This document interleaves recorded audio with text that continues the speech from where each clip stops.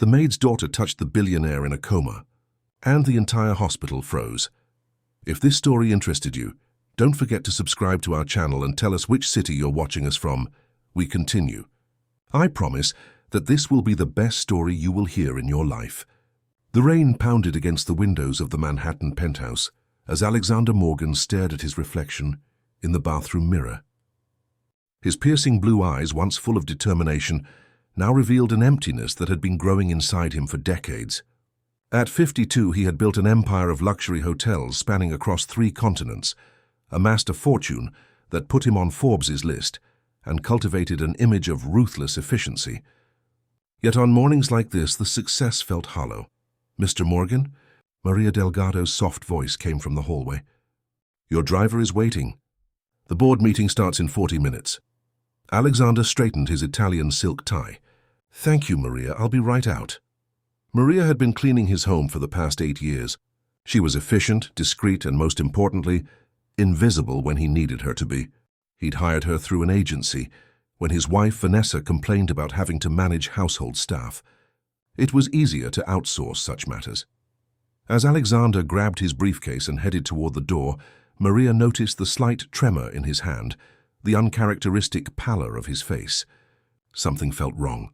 She had developed an intuition about such things, a sense that ran in her family for generations, but that she rarely spoke about, especially in America, where such beliefs were often dismissed. "Take care, Mr. Morgan," she said, the words carrying more weight than a simple farewell. Alexander barely nodded as he disappeared into the private elevator. Maria stood by the window, watching as his black Mercedes pulled away from the building and into the rain-slicked streets of New York City. A chill ran down her spine, the same feeling she'd had the day her husband left for work and never returned, the same premonition she'd experienced before other momentous changes in her life. Across town, in a modest apartment in Queens, 12-year-old Sofia Delgado sat upright in her bed, gasping for air. The dream had been so vivid. A man trapped in darkness calling out for someone. A little girl with blonde hair and blue eyes just out of reach. Pain, confusion, loneliness. Sofia had been having these dreams for weeks now, but this one felt different, more urgent. She glanced at her bedside clock, 7:15 a.m. Her mother would still be at Mr. Morgan's penthouse. She wasn't due home until afternoon, after her shift at the hospital where she worked part-time as a janitor to supplement their income. Sofia had inherited more than just her mother's warm brown eyes and gentle demeanor. Since she was 4, she had known things she couldn't possibly know, seen people others couldn't see, and felt emotions that didn't belong to her. Her grandmother had called it the gift, but it often felt more like a burden. By mid-morning, Maria's premonition manifested into reality. Her phone rang while she was finishing up at the Morgan residence. "Mrs. Delgado? This is New York Presbyterian Hospital calling. There's been an accident." The words turned her blood cold. But it wasn't her daughter they were calling about. It was her employer. "Mr. Morgan has been in a serious car accident. You're listed as an emergency contact for his household matters. His wife has requested that you secure the apartment and bring some personal items to the hospital." Maria's hands trembled as she packed a small bag with Alexander's toiletries and a change of clothes. The premonition had been right, but why had she been the one to feel it? Why was there this strange connection to a man who barely acknowledged her existence? At the hospital, the atmosphere was tense. Alexander Morgan wasn't just any patient. He was a major donor, a man whose name adorned the wing where he now fought for his life. The medical staff moved with heightened urgency. Specialists were called in, and a private waiting area was established for his family. Maria delivered the bag to a stern-faced nurse and was about to leave when she glimpsed Vanessa Morgan, surrounded by doctors in a glass-enclosed consultation room. Even from a distance, Maria could read the gravity on their faces. Words like severe brain trauma, minimal activity, and induced coma floated through the air. She shouldn't stay. This wasn't her place. And yet Maria found herself unable to leave, sitting in a corner of the public waiting area, invisible as always. An hour passed, then 2. She called Sofia to check in, explaining she'd be late. "It's him, isn't it?" Sofia asked, her voice small but certain. "The man from my dreams." Maria felt a chill. "What man, Mika?" The sad man who's looking for the little girl with blonde hair. He's lost, Mama. He's lost and he can't find his way back. Maria closed her eyes, the weight of her daughter's words settling deep in her chest. There were things about Mr. Morgan she didn't know, couldn't know. And yet somehow Sophia seemed to be connecting with him on a level that defied explanation. Mama, I need to see him, Sophia insisted. I can help him find his way back. That's impossible, Sophia. He's in intensive care. Only family is allowed. But the little girl told me I need to go. She says he's been looking for her for so long, and he won't wake up until he knows she forgives him. Maria felt a shiver run down her spine. What little girl, Sophia? She says her name is Emily. She says she's his sister. Maria's breath caught. She had worked for Alexander Morgan for 8 years, cleaned his home, observed the family photographs. There had never been any mention of a sister named Emily. Not once. As evening approached, Maria finally headed home, her mind swirling with questions. When she arrived at their apartment, she found Sophia sitting at the kitchen table, drawing intently.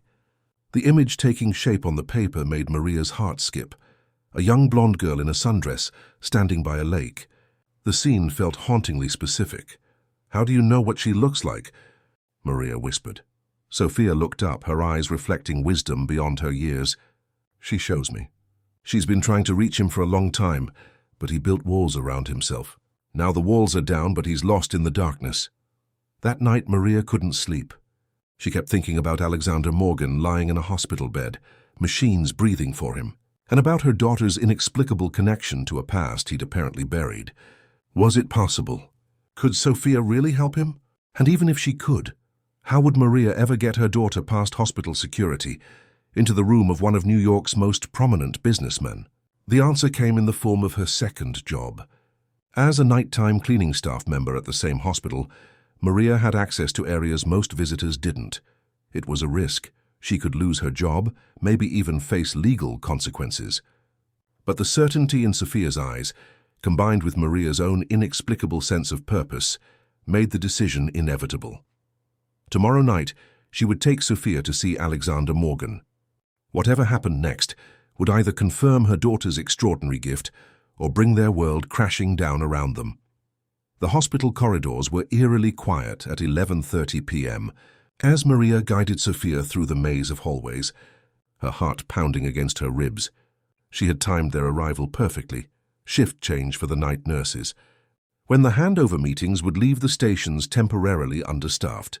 "Remember what I told you," Maria whispered, straightening the small volunteer badge she had borrowed from a friend.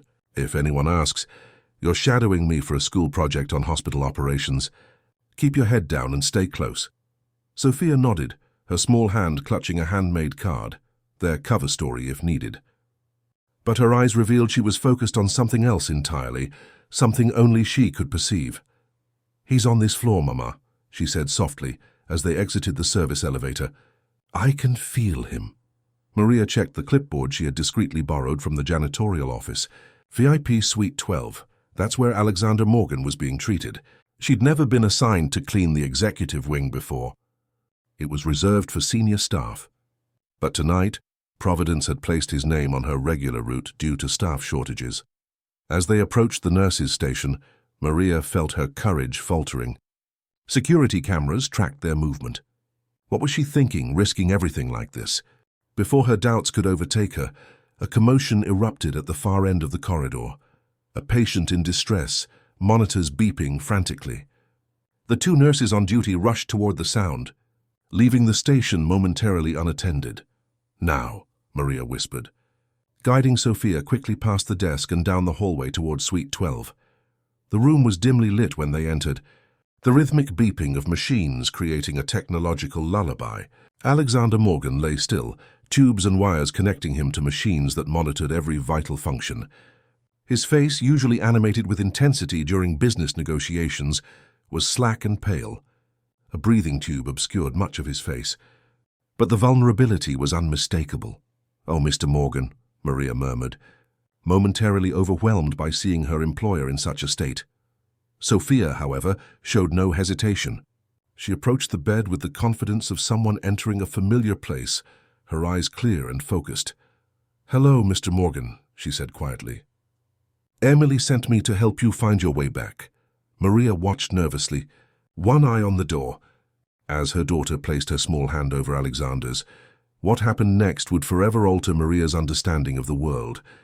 The steady rhythm on the heart monitor changed, not dramatically, but noticeably. The brain activity monitor, which had been showing minimal activity, began displaying new patterns. Sophia stood perfectly still, her eyes closed in concentration, her hand remaining on Alexander's. "He's very sad, Mama," she whispered. "He's been sad for so long he forgot how to be anything else." Just then the door opened. Maria's heart nearly stopped as Dr. Nathan Weiss, the neurologist heading Alexander's case, stepped into the room. His eyes widened at the sight of them. "What's going on here?" "This is a restricted area," he said, his tone more confused than angry, as he glanced between Maria, Sophia, and the monitors. "I'm so sorry, Dr. Weiss," Maria began, stepping forward. "I'm with the cleaning staff, and this is my daughter. We were just—" "Look at these readings," Dr. Weiss interrupted, moving quickly to the monitors. His focus had shifted entirely to the unexpected changes in Alexander's vital signs. "This is unusual." He turned to Sophia, who still hadn't removed her hand from Alexander's. "Young lady, what are you doing?" "Helping him listen to his sister," Sophia replied simply. "He's been running from her for a long time, but now he needs to hear what she has to say."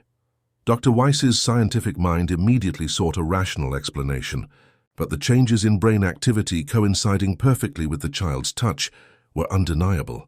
He should call security, report the unauthorized visitors. Instead, his curiosity as a neurologist won out. "Has this happened before?"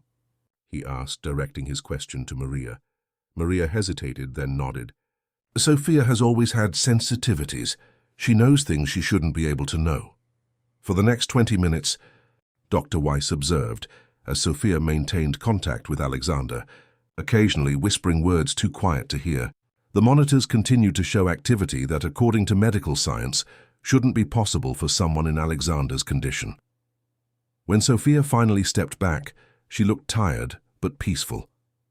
"He heard her," she said simply. "Not everything, but it's a start." Dr. Weiss made notes on his tablet, his expression a mixture of professional interest and personal bewilderment. "I should report this incident," he said finally, looking at Maria, "but instead I'm going to ask you to come to my office tomorrow morning. Both of you." After they left the hospital, Maria expected Sophia to be exhausted, but her daughter seemed energized, more focused than before. She was only 8 years old. "Mama," Sophia said as they rode the subway home, "Emily was only 8 when it happened." "When what happened, Mija?" "The accident at the lake house. They were playing hide and seek. She hid in the boat, but it wasn't tied properly. It drifted out and she fell into the water. She couldn't swim." Sophia's eyes were distant, seeing something beyond the subway car. Alexander was supposed to be watching her, but he was reading a comic book. By the time he noticed, Maria felt her chest tighten. "How do you know this, Sophia?" "Emily showed me." She's not angry with him anymore. She never was. But he never forgave himself. The next morning, Maria called in sick to her cleaning job at the Morgan residence and took Sophia to meet Dr. Weiss as promised. His office was filled with medical textbooks, neurological models, and framed credentials that spoke to decades of distinguished practice. "What happened last night defies conventional medical explanation," Dr. Weiss began, getting straight to the point. "Mr. Morgan's brain activity changed in ways that shouldn't be possible given his condition." He turned to Sophia. "You mentioned his sister, Emily. How do you know about her?" "She talks to me in my dreams," Sophia replied matter-of-factly. "She's been trying to reach Alexander for a long time." Dr. Weiss leaned back in his chair. "Ms. Delgado, what your daughter is describing would be dismissed by most of my colleagues. But I've been practicing medicine for 30 years, and I've witnessed phenomena that science can't yet explain." He pulled out a folder and removed a photograph, sliding it across the desk. "Is this the Emily you've been seeing?" Maria gasped as she looked at the photo, a young blonde girl in a sundress standing by a lake. The image was nearly identical to what Sophia had drawn the previous day. "That's her," Sophia confirmed. "Where did you get this picture?" "It was in Mr. Morgan's personal effects that were brought in after the accident. According to his wife, he always carried it in his wallet, though he never spoke about it." Dr. Weiss studied Sophia carefully. There's no way you could have seen this before. Before their meeting could continue, a nurse burst into the office. Dr. Weiss, you need to come immediately. It's Mr. Morgan. He's showing increased responsiveness. In Alexander's room, they found Vanessa Morgan and her mother-in-law, Elizabeth, standing anxiously by the bed as a team of medical professionals checked readings and performed tests. What's happening? Vanessa demanded, her perfectly manicured hand clutching her designer handbag. Is he waking up? There's definitely increased brain activity, one of the doctors replied. It started about 20 minutes ago. Dr. Weiss glanced at Sophia, who stood quietly beside her mother near the door. The girl's expression confirmed what he was beginning to suspect. This was not a coincidence. Elizabeth Morgan, a regal woman in her 70s, noticed them first. Who are these people? She asked, her tone suggesting they didn't belong. This is Maria Delgado, who works in Mr. Morgan's household, Dr. Weiss explained smoothly, and her daughter, Sophia. They're here as part of a consultation I requested. Vanessa barely spared them a glance, too focused on her husband's condition to question their presence. But Elizabeth's gaze lingered on Sophia, something flickering in her eyes, recognition perhaps, or unease. As the medical team continued their assessment, Sophia slowly moved closer to the bed, drawn by something only she could sense. When she reached Alexander's side, opposite from where his family stood, she gently placed her hand on his arm. The effect was immediate and unmistakable. Alexander's eyelids fluttered. His fingers twitched. The breathing tube prevented speech, but his body was responding in ways that electrified the room. "Oh my God," Vanessa gasped. "Alexander, can you hear me?" Dr. Weiss quickly moved to check pupillary response, shining a penlight into Alexander's eyes. He's responding to stimuli. This is remarkable progress. Elizabeth Morgan's attention was now fully on Sophia, her expression unreadable. "What is that child doing?" she asked, her voice barely above a whisper. The news of Alexander Morgan's unexpected neurological response spread through the hospital like wildfire. By afternoon, the hospital administrator, Bernard Hawkins, had called an emergency meeting with the medical team, legal counsel, and public relations staff. The Morgan family name carried significant weight. Alexander's donations had funded the hospital's new neurological wing, and his company's health foundation provided millions in annual grants. "Let me understand this correctly," Hawkins said, his voice tight with controlled anxiety. "You allowed an unauthorized child to make physical contact with our most high-profile patient, and now you're suggesting some kind of... what exactly? Spiritual intervention?" Dr. Weiss maintained his composure. After 30 years as a leading neurologist, he had earned the right to be unorthodox. "I'm suggesting nothing of the sort, Bernard. I'm merely reporting the facts. When Sophia Delgado made contact with Mr. Morgan, we observed measurable changes in his neurological activity. That's a medical observation, not a spiritual claim. And the girl's statements about Mr. Morgan's deceased sister, about events she couldn't possibly know." The hospital's legal counsel, Janet Freeman, interjected. "We're entering dangerous territory here." "I understand your concerns," Dr. Weiss replied, "but I've initiated a formal case study. The Morgan family has already provided preliminary consent." This wasn't entirely true. Vanessa Morgan had been non-committal, more concerned with her husband's improvement than its cause. Only Elizabeth Morgan had shown genuine interest in Sophia, pulling Dr. Weiss aside to ask pointed questions about the child's background.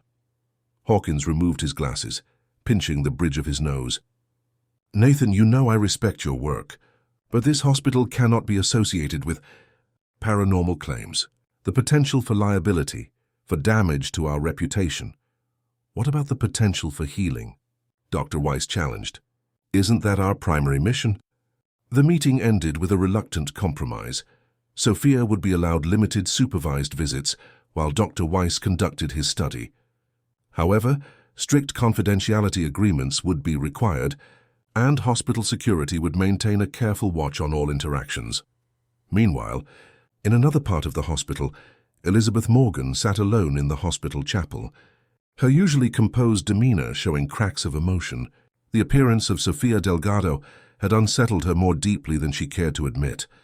The child's knowledge of Emily, A name that had been banished from family conversations for over 40 years had reopened wounds she thought long scarred over.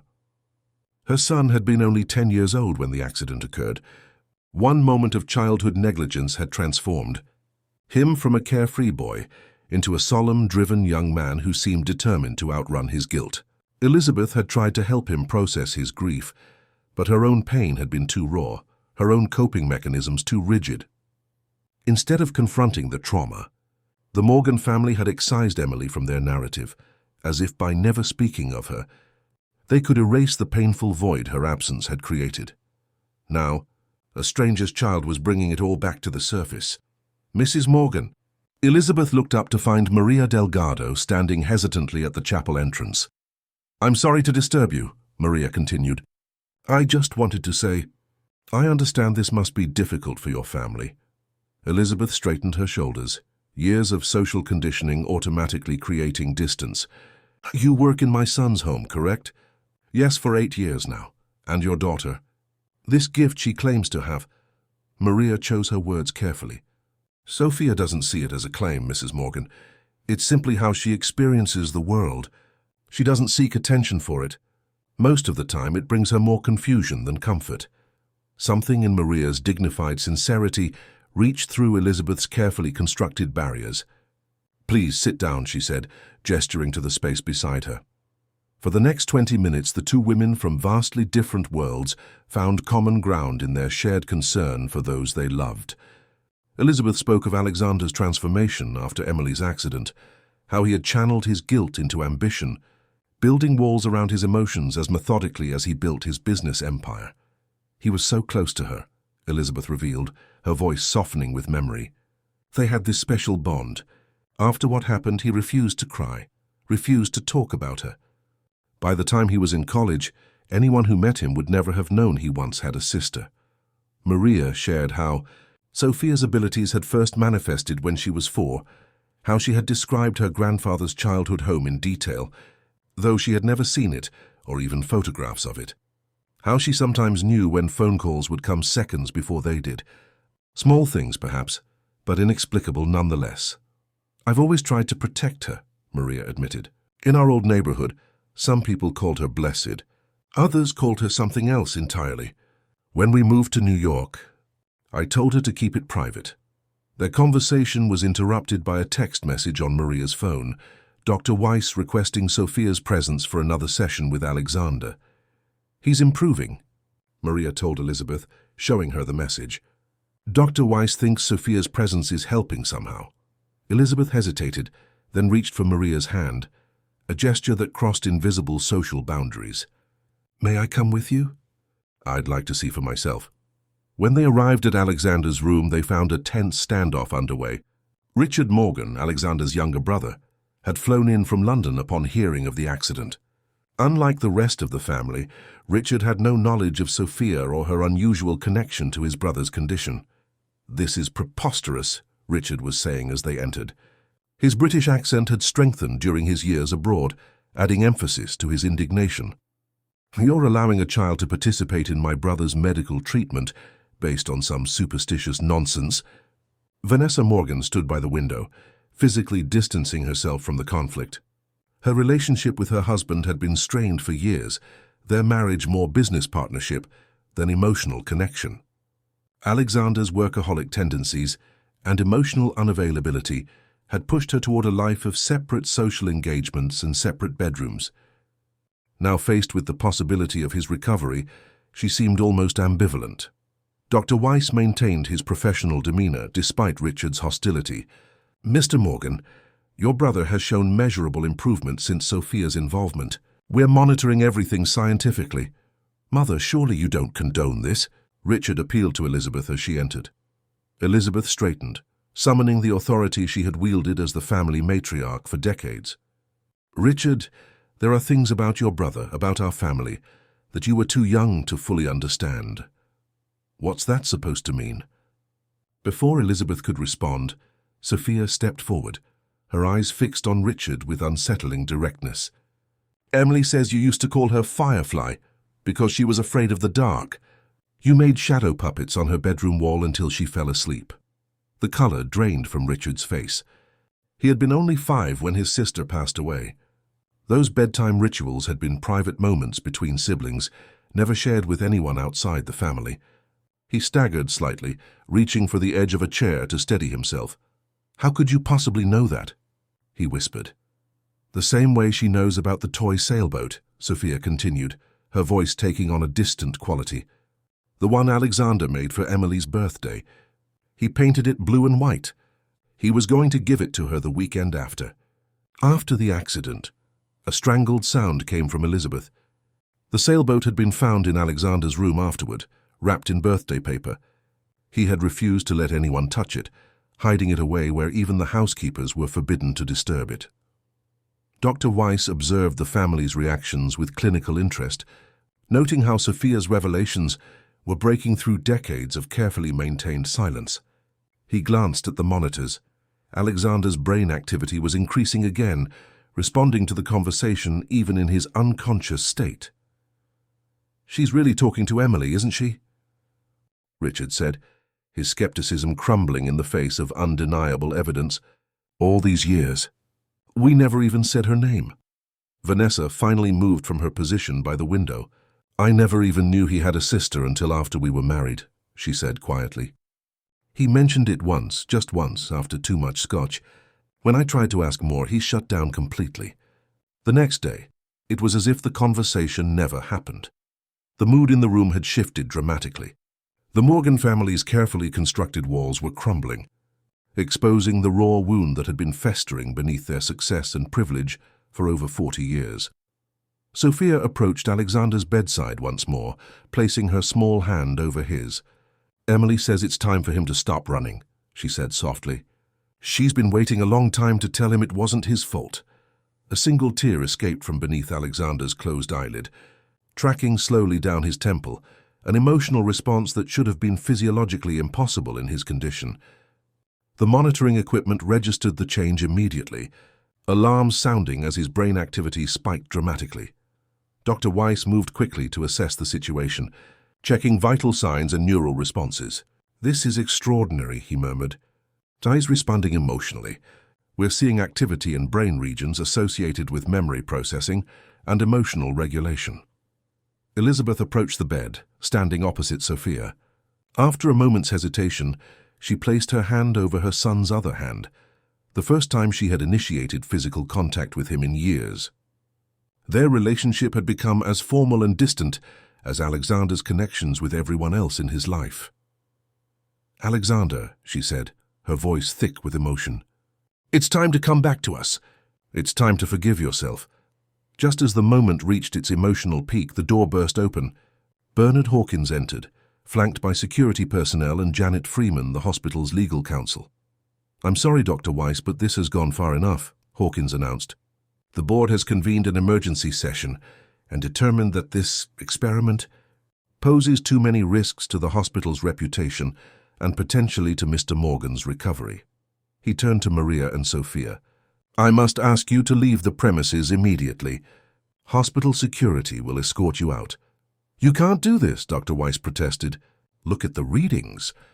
Look at the response we're getting. What we're seeing is a family in distress and a child being exploited for some misguided therapeutic experiment," Freeman countered.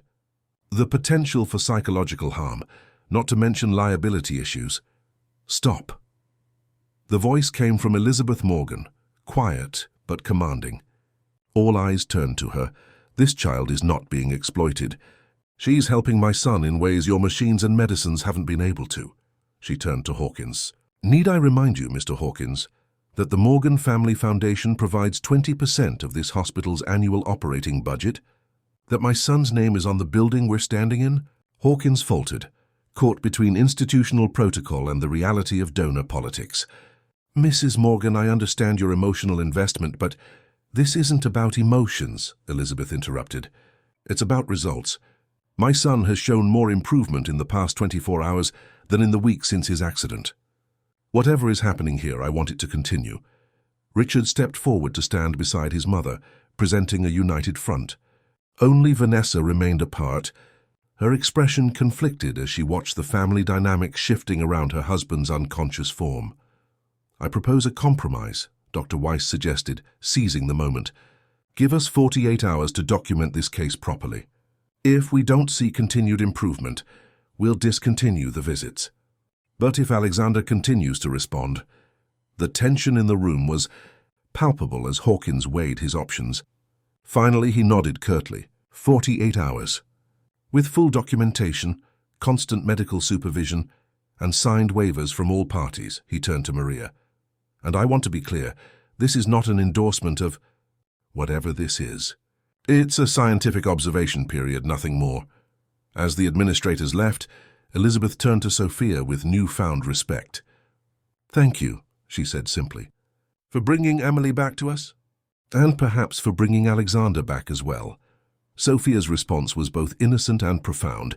Emily says your family has been fractured for too long. It's time for healing to begin. The 48 hours granted by the hospital administration transformed into something none of them had anticipated, a family reckoning 4 decades in the making. The private suite became a space where long-buried truth surfaced, where silence gave way to hesitant conversations about Emily, about guilt, about the walls the Morgans had built around themselves. Dr. Weiss documented everything with meticulous care, not just the medical readings and neurological responses, but the emotional journey unfolding before him. Richard brought old family albums from storage, photographs that had been hidden away since the accident. Vanessa, initially distant, found herself drawn into these glimpses of a husband she had never truly known. Throughout it all, Sophia continued her visits, sometimes speaking aloud to Alexander, sometimes simply sitting quietly with her hand over his. Maria watched in wonder as her daughter navigated this unexpected role with a grace that seemed beyond her 12 years. On the morning of the second day, Elizabeth arrived early, carrying a small wooden box Maria had never seen before. Alexander made this for Emily, she explained, opening it carefully to reveal a hand-painted sailboat. The blue and white paint had faded over the decades, but the craftsmanship was impressive for a child's work. He finished it the day before the lake. He was so proud of it. She placed the sailboat on the bedside table, where Alexander would see it when he opened his eyes. I kept it all these years, though he thought I'd thrown it away. I couldn't bring myself to part with it. Elizabeth's eyes filled with tears. We all handled our grief so poorly. Instead of coming together, we isolated ourselves in separate prisons of guilt and regret. Dr. Weiss's phone chimed with a message. He checked it and frowned. The hospital board is requesting a progress update. The 48 hours will be up this afternoon. And if they're not satisfied with his improvement? Maria asked, the anxiety evident in her voice. Before Dr. Weiss could respond, Sophia spoke up from her position beside Alexander. It doesn't matter. He's ready now. All eyes turned to her, then quickly to Alexander as the monitors began registering increased activity. His eyelids fluttered, not the random movements of an unconscious patient, but the deliberate effort of someone fighting to wake up. Call the medical team, Dr. Weiss said urgently, moving to Alexander's side to check his vital signs. The next 30 minutes unfolded in a blur of activity as doctors and nurses responded to Alexander's changing condition. The breathing tube that had been helping him breathe was carefully removed as he demonstrated the ability to breathe independently. Neurological tests were conducted in rapid succession, each showing remarkable improvement from his previous state. And then, as the Morgan family and the Delgados watched in stunned silence, Alexander Morgan opened his eyes. His gaze was unfocused at first, moving slowly around the room as his mind processed his surroundings. When his eyes landed on his mother, recognition flickered. "Mom?" His voice was hoarse from disuse, barely audible. Elizabeth moved forward, taking his hand. "I'm here, Alexander. We're all here." His eyes continued their journey, registering Richard, then Vanessa. When he saw Sophia, something shifted in his expression. Confusion, then a deeper emotion that was difficult to name. "Who?" he began, but even that single word seemed to exhaust him. "Don't try to talk too much," Dr. Weiss advised.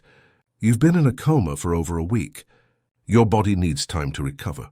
But Alexander's focus remained on Sophia. "I know you," he whispered. "From somewhere." Sophia smiled gently. Emily sent me to find you. She said you were lost in the dark for too long. Alexander's breath caught. At the mention of his sister's name, a name he hadn't heard spoken aloud in his presence for decades, tears filled his eyes. That's not possible, he managed, though his expression suggested otherwise. She told me about the sailboat, Sophia continued quietly, and how you were reading Fantastic Four number 48 when she went down to the dock, how you didn't hear her calling because you were too excited about Silver Surfer's first appearance. A sob escaped Alexander, raw and primal. The dam that had held back 40 years of grief cracked open. Elizabeth moved to embrace her son, her own tears flowing freely now. It was an accident, Alexander, she said, her voice thick with emotion. It was always an accident. We should have told you that every day instead of burying it all in silence. Over the next several hours, as Alexander drifted between sleep and wakefulness, the medical team conducted further tests. His recovery was being described as remarkable and unprecedented in hushed, excited conversations outside his room. By evening, he was strong enough to sit up slightly, to take small sips of water, to speak in longer sentences. The neurological damage that had been feared seemed minimal, though a full recovery would take time and rehabilitation. When Alexander was alert enough for a real conversation, he asked to speak with Sophia alone. The request raised eyebrows among the medical staff, but Elizabeth intervened. 5 minutes, she negotiated, with the door open and Dr. Weiss present. When the others had stepped out, Alexander studied Sophia with intensity. "How do you know about Emily?" he asked directly. "Those details. No one knew those things. I never told anyone about the comic book." Sophia regarded him with the same directness. "Emily showed me. She's been trying to reach you for a long time, but you built too many walls. You're saying my sister's spirit has been communicating with you." Despite his skepticism, there was a desperate hope in his voice. "She says she was never angry with you. She says the accident wasn't your fault, you were just kids. But you've been punishing yourself ever since, pushing away everyone who might love you." Alexander closed his eyes, tears seeping through. "I was supposed to watch her. Dad told me not to let her go near the water alone. She doesn't blame you. She never did.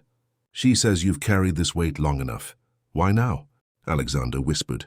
"Why after all these years?" Sophia's response was simple. "Because you finally slowed down enough to listen."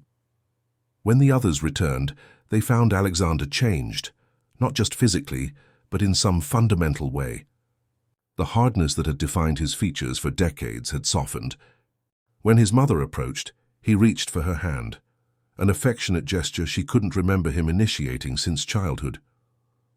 "I want to talk about Emily," he said, his voice growing stronger. "I want to remember her properly, not as my greatest failure, but as my sister." 3 weeks later, Alexander Morgan walked out of New York Presbyterian Hospital under his own power, leaning only slightly on a cane. The media had gotten wind of his miraculous recovery, though the full story remained private, protected by confidentiality agreements and the family's influence. What followed was a period of profound transformation.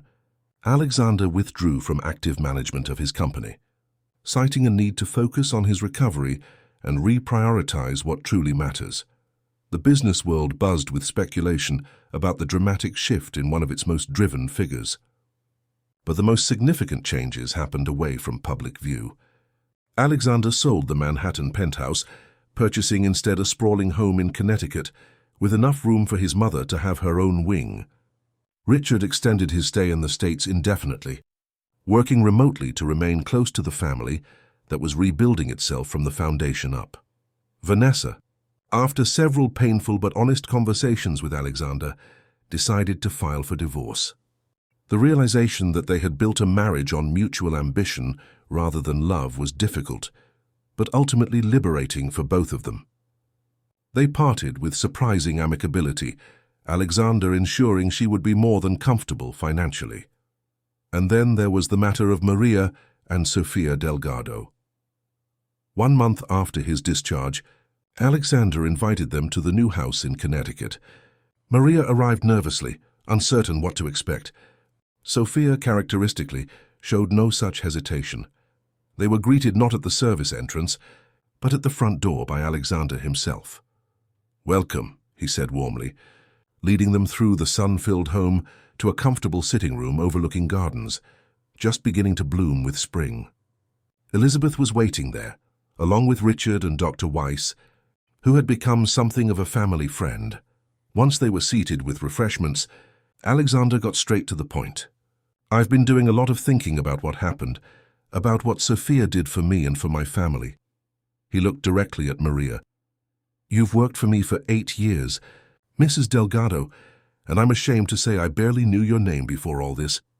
I never asked about your life, your struggles, your incredible daughter." Maria shook her head. "You weren't supposed to, Mr. Morgan. I was just the cleaning lady." "No," Alexander said firmly. "You were never just anything, and I was too blind to see that." He reached for a folder on the coffee table and opened it. "I'm establishing a foundation in Emily's name. The Emily Morgan Foundation will provide support for families dealing with grief and loss, with a special focus on children. There will be counseling services, educational resources, community programs, whatever is needed to ensure no family has to navigate trauma in the kind of isolation mine did." He slid the folder toward Maria. "I want you to run it." Maria stared at him in shock. "Mr. Morgan, I don't have any qualifications for something like this. I don't have a college degree. I've never managed anything larger than my household budget." "You have exactly the qualifications I'm looking for," Alexander countered. "Compassion, integrity, the ability to see beyond surfaces to what people truly need. Everything else can be learned. But the salary is substantial," he continued. "Enough to move to a better neighborhood, to send Sophia to any school that would nurture her unique gifts. There's also a college fund for her, regardless of whether you accept the position." Maria was speechless, tears gathering in her eyes. "You don't have to answer now," Elizabeth added gently. "Take some time to think about it." Sophia, who had been uncharacteristically quiet, finally spoke up. "Emily says yes." A smile spread across Alexander's face, a genuine smile that reached his eyes in a way it hadn't for decades. "Does she now?" She says it's perfect. Her way to turn pain into purpose." Alexander nodded, swallowing hard against the emotion rising in his throat. That sounds like something she would say. In the months that followed, the Emily Morgan Foundation took shape, quickly becoming recognized for its innovative approaches to grief counseling and family support. Maria, after some initial hesitation, proved to be an exceptional director, her natural empathy complemented by a surprising talent for organizational leadership. Sophia continued her regular education, but also worked with Dr. Weiss and a team of researchers interested in studying her abilities from both scientific and psychological perspectives. The findings were preliminary, but compelling enough to open new dialogues between traditional medicine and more holistic approaches to healing. On the 1-year anniversary of the accident, the Morgan family gathered at the Connecticut house for a private memorial ceremony, the first time they had ever formally acknowledged Emily's passing. In the garden, Alexander unveiled a small bronze statue of a girl releasing a butterfly, created by a renowned sculptor based on family photographs. As twilight fell, Sophia stood quietly beside the statue, her hand resting lightly on its base. "She's happy," she said simply to Alexander, who had come to stand beside her. "She says the family is whole again." Alexander placed his arm around the girl's shoulders. "Thanks to you." Sophia shook her head. "Not me. Love did this. It was always there, just buried too deep for anyone to reach. Sometimes we need something to crack us open so the light can get in." Alexander looked at the gathering of people who had become his true family, not just those connected by blood, but by the deeper bonds of shared healing, his mother laughing with Maria as they arranged flowers on the patio table. Richard deep in conversation with Dr. Weiss about some new research. The staff of the foundation, who had been invited as honored guests rather than employees.